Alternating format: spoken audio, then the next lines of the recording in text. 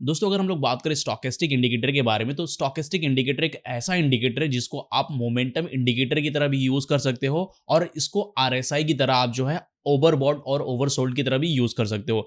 लेकिन प्रॉब्लम ये है कि अगर आप जो है स्टॉकेस्टिक को प्रॉपर तरीके से नहीं समझोगे तो यहाँ पर जो है ये कभी कभी आपको फेक सिग्नल भी देता है, जिसकी वजह से आपको लॉस भी हो सकता है। तो आज की इस पूरी वीडियो में हम लोग जो है स्टॉकेस्टिक को जो है प्रॉपर तरीके से समझेंगे और ये जानेंगे कि कैसे आप जो है स्टॉकेस्टिक का यूज जो है ट्रेडिंग के लिए कर सकते हैं। तो सबसे पहले अगर आप स्टॉकेस्टिक का यूज करना चाहते हैं तो आपको इंडिकेटर सेक्शन में जाना है। अब चाहे आप किसी भी ब्रोकर का जो है ट्रेडिंग प्लेटफॉर्म यूज कर रहे हो या फिर कोई भी जो है फ्री चार्टिंग सॉफ्टवेयर यूज कर रहे हो, तो उसमें जो है आपको स्टॉकेस्टिक फ्री में मिल जाएगा। तो यहाँ पर आपको स्टॉकेस्टिक टाइप करना है और ये जो स्टॉकेस्टिक ये वाला इंडिकेटर है इसको आपको सेलेक्ट कर लेना है। अब यहाँ पर आपको ये कुछ ऐसा जो है दिखाई देगा, काफ़ी ज़्यादा स्टीप है, मतलब काफ़ी ज़्यादा जो है ये ऐसे सिग्नल दे रहा है जो समझ में ही नहीं आ रहे। तो यहाँ पर जो है इसका कुछ इनपुट हम लोग जो है चेंज कर लेते हैं। तो यहाँ पर जाओगे तो ये जो परसेंटेज के स्मूथनिंग है ना, इसको हम लोग 3 कर लेते हैं। अब इसके बाद जो है आप देखोगे कितना ज़्यादा स्मूथ हो जाएगा ये इंडिकेटर। अब यहाँ पर मैंने 3 कर लिया। ये जो परसेंटेज के लेंथ है ये 14 ही रहने देते हैं और जो डी परसेंटेज स्मूथनिंग है उसको 3 कर लेते हैं।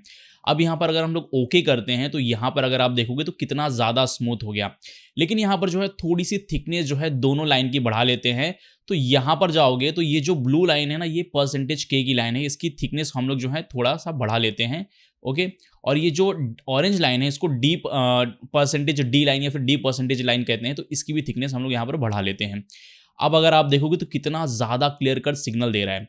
अब यहाँ पर इसका यूज़ कैसे करना है, तो पहला तो ये एक मोमेंटम इंडिकेटर की तरह यूज़ करना है कि अगर मान लो कि जो स्टॉकेस्टिक है, ये जो 2 लाइनें हैं ना, तो यहाँ पर सबसे पहले तो ये जो लाइन है ना, ये वाली लाइन जो है एक, अगर आप देखोगे तो हल्का सा ये जो है ओपेसिटी इसकी थोड़ी सी अच्छी खासी है। तो ये वाली लाइन को 80 लाइन कहते हैं और ये वाली लाइन को जो है 20 लाइन कहते हैं। अब इसमें क्या होता है कि कुछ लोग इसको जो है 25 की लाइन भी जो है मॉडिफाई करके कर देते हैं और कुछ लोग इसको जो है 75 की लाइन कर देते हैं। अब मैं आपको क्यों बता रहा हूँ, तो जब भी यहाँ पर अगर हम लोग बात करें तो इसको यूज़ कैसे करना है, तो जब भी अगर हम लोग ये देखें कि यहाँ पर जो है ये वाली जो लाइन है के परसेंटेज और डी परसेंटेज जब एक दूसरे को क्रॉस करती हुई यहाँ पर जो है 20 लाइन के अंदर एंटर करेगी, और इन दोनों के बीच में एक अच्छा खासा गैप होगा, तो यहाँ पर हमको जो है बाय का सिग्नल लेना है। अब ये हमको ये भी बताता है कि भाई यहाँ पर जो है ओवरसोल्ड हो चुका है, इस लाइन पर जो है इस पॉइंट पर ओवरसोल्ड हो चुका है, जैसा कि हमको आरएसआई बताता है।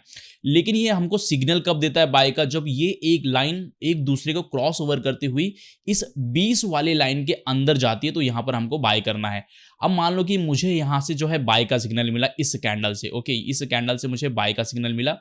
तो यहाँ से अगर मैं जो है सिर्फ स्टॉकेस्टिक का यूज करके यहाँ से अगर मैं लॉन्ग पोजीशन लेता हूँ इस कैंडल से, यहाँ से मैंने लॉन्ग पोजीशन ले ली और मुझे यहाँ पर टेक प्रॉफिट भी रखना है। सबसे पहला तो मेरा जो स्टॉप लॉस है वो मैं यहाँ पर चूज करूंगा। तो यहाँ पर जो है ये वाली जो एरिया है, अगर आप देखोगे तो यहाँ पर जो है 1 कैंडल, 2 कैंडल, 3 कैंडल, 4, 5, 6, 7, 8, 9, 10 कैंडल जो है लगभग इस एरिया को, ये वाला जो एरिया है ना, इसको रिस्पेक्ट कर रहे थे। तो ये हमारा एक प्रॉपर जो है यहाँ पर एक सपोर्ट होगा। तो इस सपोर्ट के नीचे हम लोग कहीं ना कहीं यहाँ पर अपना स्टॉप लॉस रख सकते हैं। अब हमारा टेक प्रॉफिट क्या होगा, तो यहाँ पर जो पिछला जो प्राइस एक्शन होगा ना, तो उसके बेस पर आपको जो है कभी भी स्टॉप लॉस या फिर आपका टेक प्रॉफिट रखना है। तो यहाँ पर जो है पिछले प्राइस एक्शन के हिसाब से हमने हमारा जो स्टॉप लॉस है यहाँ पर रख दिया। अब हमारा जो टेक प्रॉफिट क्या हो सकता है, तो हमारा सबसे पहला जो है टारगेट एरिया ये हो सकता है। क्यों? क्योंकि अगर आप देखोगे तो स्टॉक जब नीचे गिरा था तो ऊपर जाते टाइम यहाँ पर इसने एक रेजिस्टेंस फेस किया था। तो यहाँ पर भी हमारा एक जो है यहाँ पर हमारा पहला जो है टेक प्रॉफिट रख सकते हैं। दूसरा जो है अगर आप देखोगे तो यहाँ पर भी आप अपना दूसरा, या फिर यहाँ पर ये वाला अगर आप देखोगे तो एक कैंडल नीचे गिरा, उसके बाद 1 2 3 4 5 6 7 ये वाला एरिया भी हमारा जो है एक रेजिस्टेंस है। तो यहाँ पर भी आप अपना दूसरा जो है टेक प्रॉफिट रख सकते हो। तो यहाँ पर मुझे इतना ज़्यादा जो है नहीं देखना है, मुझे तो सिर्फ छोटा सा प्रॉफिट चाहिए कि भाई मेरा जो ट्रेड है वो प्रॉफिटेबल हो जाए। तो यहाँ पर मेरा पहला जो टेक प्रॉफिट है उस हिसाब से जो है मैं यहाँ पर जो है एग्जिट कर लूँगा। तो यहाँ पर अगर आप देखोगे तो हमारा जो रिस्क टू रिवॉर्ड रेशियो है वो है 1:17.4 का।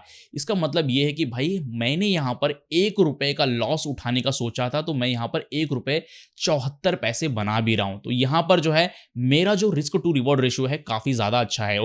आपका जो रिस्क टू रिवॉर्ड रेशियो है वो हमेशा 1:1 का होना चाहिए। इसका मतलब ये है कि भाई आप ₹1 का लॉस उठा रहे हो तो ₹1 का प्रॉफिट बना भी रहे हो। ओके, तो यहाँ पर इस तरह से आपको बाय करना है।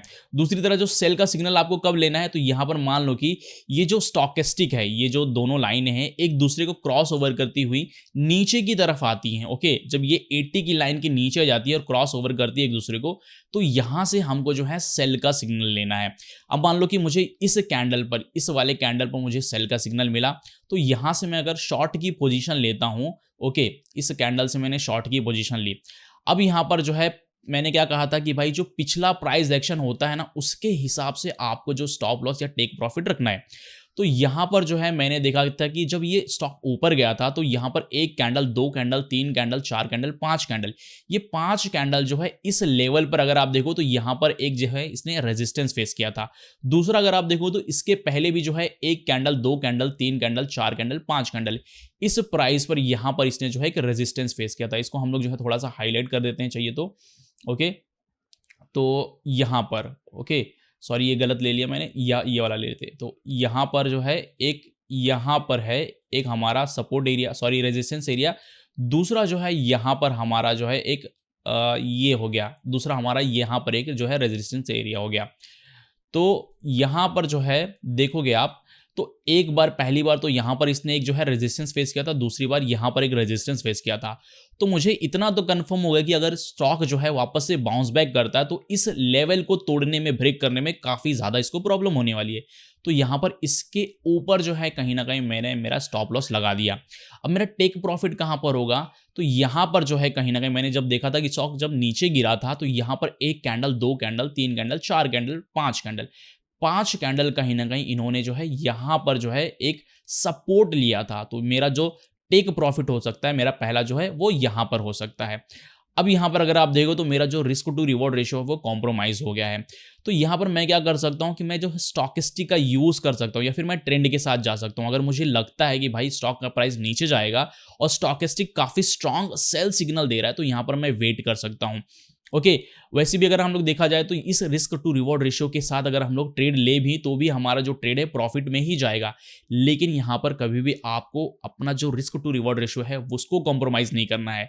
ओके, तो यहाँ पर सिर्फ ये बताने का मतलब यही है कि अगर जो है स्टॉकिस्टिक आपको ऊपर का, ओके, एक दूसरे को क्रॉस ओवर करते हुए ऊपर जाए तो यहाँ पर आपको जो है बाय का सिग्नल, बाय का ट्रेड लेना है, और क्रॉस ओवर करते हुए नीचे जाए तो यहाँ पर आपको सेल का जो है ट्रेड लेना है। अब यहाँ पर अगर आप देखो तो यहाँ पर भी ठीक ऐसे ही हुआ। जो स्टॉकिस्टिक की लाइनें हैं, सबसे पहले ये दोनों जो है यहाँ पर जो है कहीं ना कहीं ओवरसोल्ड का सिग्नल जनरेट कर रही थी। जब ये 20 की लाइन के नीचे आ जाता है ना दोनों लाइनें, तो आरएसआई की तरह ये बोलता है कि भाई यहाँ तक बहुत लोगों ने जो बेसिकली सेलर्स थे उन्होंने बहुत ज़्यादा बेच दिया है, अब यहाँ से हमको जो है कहीं ना कहीं खरीदना चाहिए। तो यहाँ से जो है जब ये दोनों लाइन एक दूसरे को क्रॉस ओवर करती हुई इस 20 के एरिया के अंदर एंटर करती है, तो यहाँ से हमको जो है बाय का सिग्नल लेना है। ओके, अब यहाँ पर जो है मैं सिर्फ इसके बेस पर अगर मैं लूँ लॉन्ग का पोजीशन, तो मान लो कि मैंने यहाँ से लॉन्ग लिया, ओके, और मेरा जो टारगेट एरिया है वो यहाँ पर रख दिया और मेरा जो स्टॉप लॉस है यहाँ पर रख दिया। अब क्यों रखा, क्योंकि यहाँ पर पिछला हमारा जो है यहाँ पर एक रेजिस्टेंस था। ओके, तो उस हिसाब से भी देखा जाए तो हमारा जो रिस्क टू रिवॉर्ड रेशियो है काफी अच्छा हो गया, 1:1.06 का है। इसका मतलब है कि ₹1 का लॉस उठा रहा हूं तो ₹1.06 का जो है प्रॉफिट बना रहा हूं मैं। अब ये तो समझ में आ गया कि भाई साहब आपको बाय कब करना है, सेल कब करना है।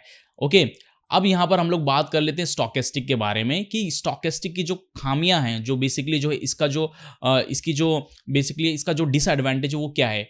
तो जब कभी एक, ये तो सबसे पहला तो एक ऑसिलेटर इंडिकेटर है, मोमेंटम इंडिकेटर है, तो ये आपको जो है एक मोमेंट का जो है इंडिकेशन देगा कि भाई जो स्टॉक है वो ऊपर की तरफ जा रहा है। जब ये एक दूसरे को क्रॉस ओवर करती है ऊपर की तरफ जाएंगी तो ये मोमेंट का इंडिकेटर है। लेकिन कभी कभी प्रॉब्लम ये होता है कि ये हमको जो है सेल का सिग्नल देता है या फिर बाय का सिग्नल देता है, और वहां पर जो है हमारा प्राइस उस हिसाब से काम नहीं करता है। जैसे यहां पर अगर आप देखोगे तो यहां पर हमको सेल का सिग्नल मिला इस प्राइस पर। ओके, एक दूसरे को क्रॉस ओवर करती हुई ये दोनों लाइन जो है, पहला तो ये दोनों लाइन जो है इस 80 की लाइन के ऊपर थी, जिसका मतलब है कि भाई यहां पर जो है ओवरबॉट हो चुका है। ओके, बहुत ज्यादा जो है यहां पर बायर्स ने खरीद लिया है और अब यहां पर जो है सेलर्स की एंट्री होने वाली है और वो दबाकर जो है माल बेचने वाले हैं। तो यहां पर जो है मान लो कि इस प्राइस पर आते आते मुझे पता चला कि भाई मुझे सेल करना है। अब यहाँ पर मान लो कि मैंने इस प्राइस पर सेल किया, ओके, इस प्राइस पर सेल किया और मेरा जो स्टॉप लॉस है इस प्राइस पर रख दिया और मेरा जो टेक प्रॉफिट है मैंने इस लेवल पर रख दिया। क्यों? क्योंकि हमारा पिछला जो प्राइस एक्शन है उसके हिसाब से कहीं ना कहीं यहाँ पर एक छोटा सा जो है सपोर्ट एरिया बना हुआ है, क्योंकि यहाँ पर 1 2 3 4 5 कैंडल ने यहाँ पर एक अच्छा खासा जो है सपोर्ट लिया है, ओके, इस प्राइस पर। तो यहाँ पर मैंने जो है एक अपना जो है यहाँ पर टेक प्रॉफिट रख दिया। लेकिन स्टॉक के साथ क्या हुआ कि भाई स्टॉक जो है एक अच्छे खासे अप ट्रेंड में था, तो यहाँ पर जब ट्रेड लिया तो स्टॉक देखोगे तो वापस से ऊपर की तरफ घूम गया और यहाँ पर जाकर हमारा जो स्टॉप लॉस है वो हिट हो गया। तो ये हमारा जो ट्रेड था वो जो है लॉस में कन्वर्ट हो गया। क्यों? क्योंकि यहाँ पर हमको जो है स्ट्रॉन्ग ट्रेंड जो था स्ट्रॉन्ग अप ट्रेंड था और यहाँ पर जो है हमारा ये जो स्टॉकेस्टिक है उसने सेल का सिग्नल दिया था। तो जब कोई एक स्ट्रॉन्ग मोमेंटम होता है तो उस सिनारियो के अंदर जो है यहाँ पर स्टॉकेस्टिक उतना अच्छे तरीके से काम नहीं करता। तो इसको कैसे आप जो है यहाँ पर बचा सकते हैं अपने ट्रेड को जो है लॉस में होने से? तो सबसे पहले आपको क्या करना है कि यहाँ पर जो है आपको जाना है इंडिकेटर सेक्शन में और यहाँ पर जाने के बाद आपको यहाँ पर टाइप करना है EMA। बेसिकली ये जो है एक्सपोनेंशियल मूविंग एवरेज का यूज़ करेंगे हम लोग। ये थोड़ा प्राइस पर बहुत जल्दी रिएक्ट करता है। तो यहाँ पर जो है हमको एक EMA मिल जाएगा, ओके, थोड़ा प्रोसेसिंग होने में टाइम लग रहा है। तो यहाँ पर हमको एक लाइन मिल गई है बेसिकली मूविंग एवरेज। तो इसका जो इनपुट है उसको हम लोग जो है थोड़ा सा चेंज कर लेते हैं 90 से। आप 9 का भी यूज़ कर सकते हो, 20 का भी यूज़ कर सकते हो। तो दोनों हम लोग जो है यूज़ करके देखेंगे कि कितना ज़्यादा जो हमको डिफरेंस देखने को मिलता है। तो सबसे पहले जो उसकी थिकनेस को थोड़ा सा बढ़ा लेते हैं, ये थोड़ा सही है, ओके। तो यहाँ पर इसकी थिकनेस को हमने बढ़ा लिया। अब देखो ये जब हमको यहाँ पर देखो अगर हमको जब सेल का सिग्नल मिलेगा ना, सॉरी बाय का सिग्नल मिलेगा, क्योंकि अगर आप देखते हो तो यहाँ पर जो है ये जो स्टॉकेस्टिक की दोनों लाइनें हैं दोनों हमको बाय का सिग्नल दे रही है। सबसे पहले इन्होंने जो हमको ओवरसोल्ड का सिग्नल दे दिया कि भाई बहुत ज़्यादा बेच चुके हैं सेलर्स, अब यहाँ से कहीं ना कहीं खरीदारी देखने को मिल सकती है। तो इस प्राइस पर इस एरिया पर तो यहाँ से हमको जो है बाय का सिग्नल मिला। लेकिन यहाँ पर हमको बाय तब तक नहीं करना जब तक ये वाली जो मूविंग एवरेज है हमारे कैंडल्स के नीचे ना बनने लगे, ओके। तो यहाँ पर जो है आपको उस कंडीशन में बाय नहीं करना है।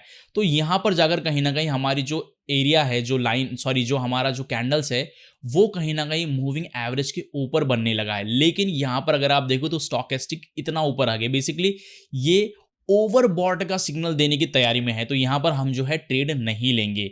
इसी तरह जो भाई यहाँ पर अगर सेल का सिग्नल देता है तो अगर जो सेल का सिग्नल दे रहा है और दूसरी तरफ अगर आप देखते हो तो जो मूविंग एवरेज है वो अगर इन कैंडल्स के बीच में से होते हुए जा रहा है तो यहाँ पर आपको ट्रेड नहीं लेना है। क्यों? क्योंकि ये कहीं ना कहीं एक स्ट्रांग इंडिकेशन है कि मार्केट एक ही रेंज के अंदर जो है बाउंड जो है ट्रेड करने वाला है, कंसोलिडेट करने वाला है। तो यहाँ पर जो है आपको ट्रेड लेने से बचना है। सेकंड जो चीज़ है कि भाई यहाँ पर जो है कैसे आप प्रॉपर तरीके से जो है स्टॉकेस्टिक का यूज़ कर सकते हो मूविंग एवरेज के साथ। तो यहाँ पर मान लो कि मुझे यहाँ पर बाय का सिग्नल मिल गया इस प्राइस पर, ओके। अब यहाँ पर जो है मुझे एक बाय का सिग्नल मिला। पहला तो जो है स्टॉकेस्टिक ने बोल दिया कि यहाँ पर ओवरसोल्ड हो चुका है और जो कहीं ना कहीं खरीदारी देखने को मिल सकती है। लेकिन मेरी जो दूसरी कंडीशन है कि जो स्टॉकेस्टिक है वो तो बाय का सिग्नल दे ही दे, लेकिन दूसरा जो है हमारा जो एक्सपोनेंशियल मूविंग एवरेज है वो भी बाय का सिग्नल देना चाहिए। कैसे देगा? जब ये मूविंग जो कैंडल्स है ना उनके नीचे बनने लगे तो यहाँ पर हम लोग जो है बाय का सिग्नल कंसीडर करेंगे।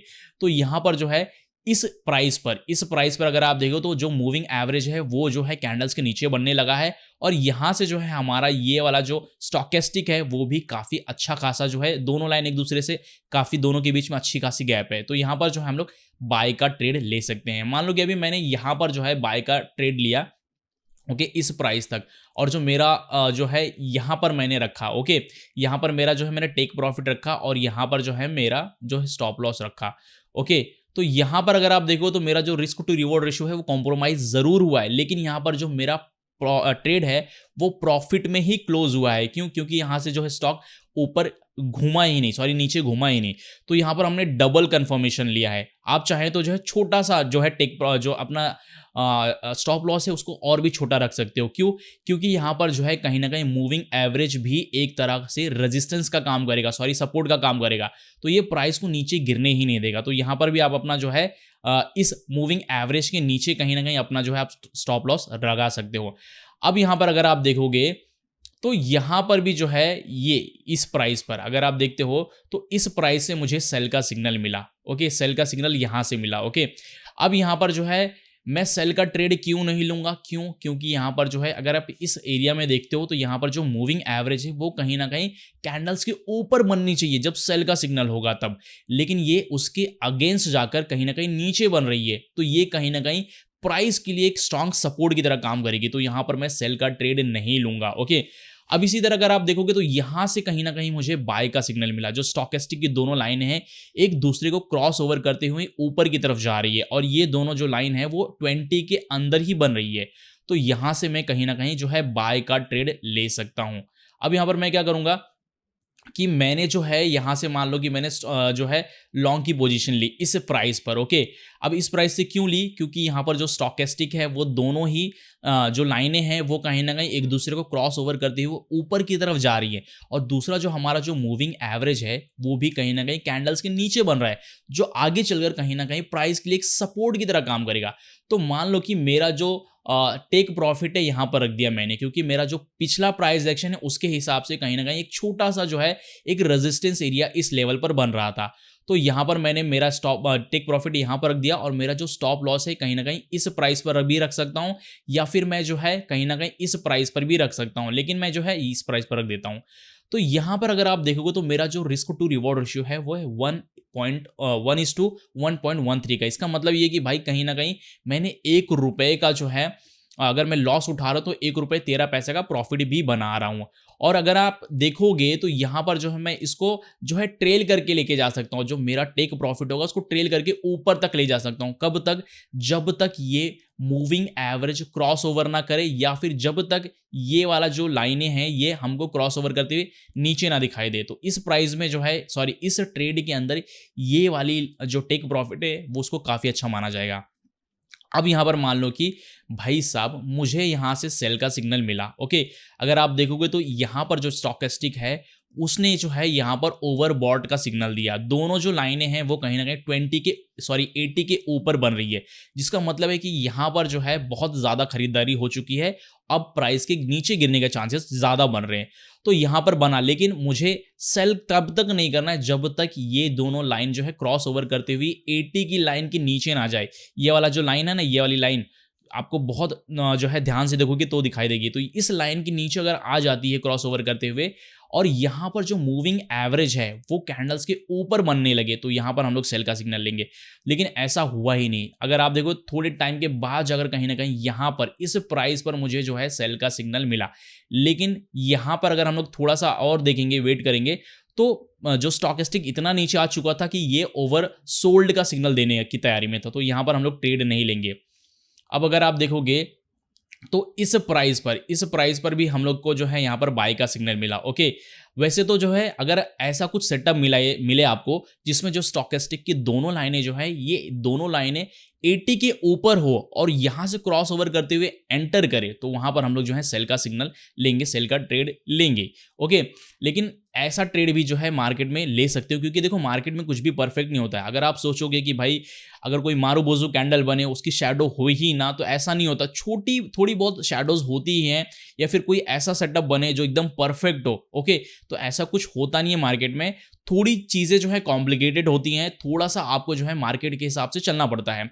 मान लो कि यहां पर हमको जो है बाय का सिग्नल मिला और यहां पर 2-3 कैंडल बनने के बाद इस कैंडल ने मुझको ये बता दिया कि भाई अब जो है प्राइस ऊपर जाएगा। तो यहां से जो है मान लो कि मैंने लॉन्ग का पोजीशन लिया। ओके, लॉन्ग की पोजीशन ली इस प्राइस पर जाने के बाद, और जो मेरा स्टॉप लॉस है वो कहीं ना कहीं इसके नीचे रख दिया, और जो मेरा टेक प्रॉफिट है कहीं ना कहीं मेरा जो पिछला प्राइस एक्शन है उसके हिसाब से जो है यहां पर भी रख सकता हूं मैं, इस लेवल पर भी रख सकता हूं। तो यहां पर जो है मैंने यहां पर कहीं ना कहीं रख दिया। ओके, अगर आप देखोगे तो ये वाला जो एरिया है ना, ये वाला एरिया यहां पर भी देखो दो बार सपोर्ट लिया था, और यहां पर जाके इसने 1 2 3 कैंडल रेजिस्टेंस फेस किया था, फिर नीचे गिरा था, फिर 1 कैंडल 2 कैंडल इस प्राइस पर इसने अच्छा खासा जो है सपोर्ट लिया था, रेजिस्टेंस फेस किया था, सॉरी। तो ये वाला जो एरिया है कहीं ना कहीं हम लोग इसके आसपास कहीं अपना जो है टेक प्रॉफिट रख सकते हैं। तो अगर आप देखो तो मेरा जो रिस्क टू रिवॉर्ड रेशियो है वो काफ़ी अच्छा खासा मिल गया हमको। तो इसी तरह जो है आपको स्टॉकेस्टिक का यूज़ करना है ट्रेडिंग के लिए। दूसरी जो चीज़ है कि आप जो है अगर आप कोई भी ट्रेड लेते हो, इंडिकेटर यूज़ करते हो, तो उसके साथ आप जो है मूविंग एवरेज का जो है प्रॉपर तरीके से अगर आप यूज़ करते हो, तो आपका जो ट्रेड का कन्फर्मेशन होगा, जो सिग्नल होगा, वो काफ़ी ज़्यादा अच्छा हो जाता है। तो इसीलिए जो है जब भी आप ट्रेड लें, तो यहाँ पर दूसरी जो चीज़ ये हो जाती है कि आप उसको जो है प्रॉपर तरीके से प्रैक्टिस करें। अब प्रैक्टिस कैसे कर सकते हो? तो बेसिकली आप जो है चार्ट खोलो भाई, बेसिक 15 मिनट के, 5 मिनट के कैंडल्स, अगर आप इंट्राडे ट्रेडर हो तो 15 मिनट का या फिर 5 मिनट का कैंडल जो है यूज़ कर सकते हो ट्रेडिंग के लिए। तो उन चार्ट्स पर आप जो है प्रैक्टिस करो। स्टोकेस्टिक का इंडिकेटर लगाओ। अगर आप जो है स्टोकेस्टिक के साथ फिबोनाची यूज़ करना चाहते हो, फिर आरएसआई यूज़ करना चाहते हो या फिर मैकडी यूज़ करना चाहते हो, तो उसको भी आप लगाकर जो है उसका जो है बैक टेस्टिंग कर लो और देखो आपके जो कितने ट्रेड जो है प्रॉफिटेबल में जाते हैं या नहीं जाते हैं। तो इस वीडियो में इतना ही, और अगर आपको ये वीडियो हेल्पफुल लगी होगी तो यार प्लीज़ वीडियो को लाइक करो, चैनल को सब्सक्राइब करो और ऐसी ही बहुत सारी क्वालिटी कंटेंट को देखने के लिए चैनल को सब्सक्राइब करना ना भूलें। मिलते हैं नेक्स्ट वीडियो में।